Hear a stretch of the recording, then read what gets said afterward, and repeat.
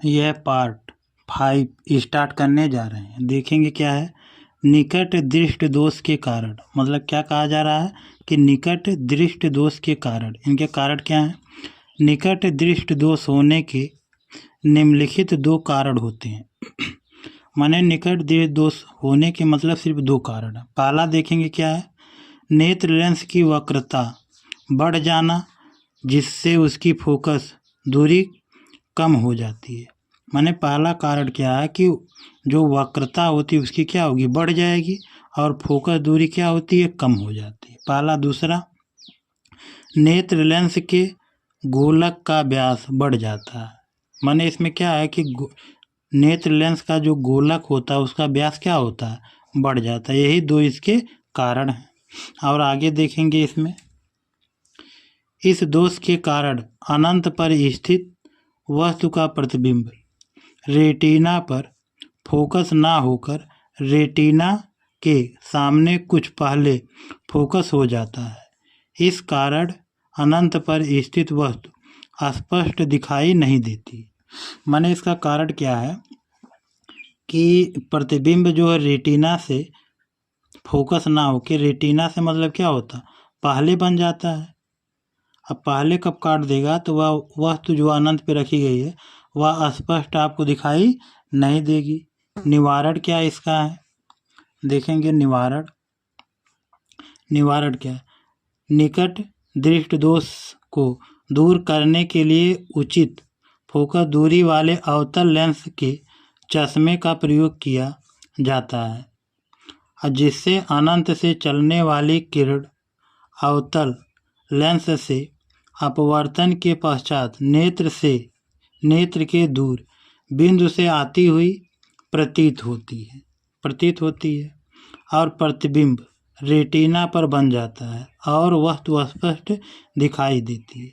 माने इसमें होता क्या है कि जो अनंत पे रखी गई कोई वस्तु है, दूर है, वह चश्मे का प्रयोग किया जाता है। उसमें उत्तल और अवतल लेंस दोनों लगा दिया जाता है। इससे मतलब जो है प्रतिबिंब कहाँ, रेटिना पर बनता है और वह वस्तु जो स्पष्ट आपको दिखाई देती है। देखेंगे फिगर इसका, आपका दूर या अनंत पर स्थित वस्तु से आने वाली किरण है। यह आपका निवारण के लिए अवतल लेंस का प्रयोग किया जाता है चश्मे में, और आपका नेत्र लेंस है। यहाँ पर आप क्या है, रेटिना है। यह आपका क्या, रेटिना पर बना प्रतिबिंब है यहाँ पर। तो यहाँ से का प्रकाश किरणें आपका दर्पण लगा दिया जाएगा, लेंस लगा दिया जाएगा, तो यह आगे आपका जो है चश्मे में लगता है, तो उससे प्रकाश की किरणें कहाँ, रेटिना पर बनती है। तो यह किसका निवारण है, निकट दृष्टि दोष का निवारण है। निकट दृष्टि दोष के लिए आपको कौन सा लेंस का प्रयोग किया जाएगा, अवतल लेंस का प्रयोग किया जाएगा। तब वस्तु मतलब क्या होगी, स्पष्ट आपको साफ दिखाई देगी। जैसे हम देखेंगे सवाल इस पे कैसे हल होता है। एक निकट दृष्टि दोष वाला व्यक्ति 25 सेमी दूर पर स्थित पुस्तक को स्पष्ट पढ़ सकता है। पुस्तक को 25 सेमी की दूरी पर रख कर पढ़ने के लिए उसे कौन सा और कितनी फोकस दूरी का लेंस अपने चश्मे में प्रयुक्त करना चाहिए, मतलब करना चाहिए। इसमें क्या दिया गया, 25 सेंटीमीटर दी गई है और 20 सेंटीमीटर 25 सेंटीमीटर। तो आपका क्या होता है, प्रतिबिंब की दूरी v होती है। तो प्रतिबिंब की दूरी मतलब क्या है, -20 सेंटीमीटर है। वस्तु की दूरी क्या है, 25 सेंटीमीटर। तो u से दर्शाया जाएगा माइनस आपका 25 सेंटीमीटर। कहा गया फोकस दूरी f का मान निकालना है। तो आपका जो लेंस, जो आपका दर्पण का सूत्र होता है वही लेंस का भी सूत्र होता है।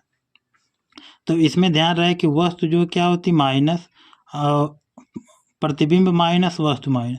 अब फोकस दूरी क्या होती है आपकी, इसमें ऋणात्मक होती है। तो चलो देखे जाए लेंस का सूत्र 1/f बराबर 1/v माइनस 1/u मान रखना है। तो v का मान आपका दिएगा -20, तो इसके जगह पर रख दिया जाएगा -20, माइनस हो गया। u बराबर 25 है तो यहाँ पे 25 रख दिया जाएगा। अब यह कोष्टक हटा के इनका इसमें गुणा माइनस माइनस प्लस हो जाएगा। 1/f बराबर -1/20 अब प्लस में 1/25 हो गया। अब इनका एलसीएम ले लिया जाए कितना 100। अब जो है 100 में 20 से भाग दिया जाएगा तो 5 आ गया तो -5 हो गया, और 100 में 25 से भाग दिया जाएगा 4 आ गया 4 हो गया। अब यह इसमें से घटा दिया जाएगा तो 1/f बराबर क्या होगा -1/100 होगा। तो इनका 3 के इसमें गुणा तो f बराबर कितना आ जाएगा आपका 100 सेंटीमीटर, आंसर हो गया। और आगे देखते इसमें क्या है। पुस्तक पढ़ने के लिए -100 सेमी फोकस दूरी का अवतल लेंस चश्मे में प्रयुक्त करना चाहिए। मतलब कितना आपको, मतलब क्या है कि -100 सेंटीमीटर फोकस दूरी का अवतल लेंस का प्रयोग करना किस में, चश्मे में, तब आपको स्पष्ट वह आप पढ़ सकते हैं।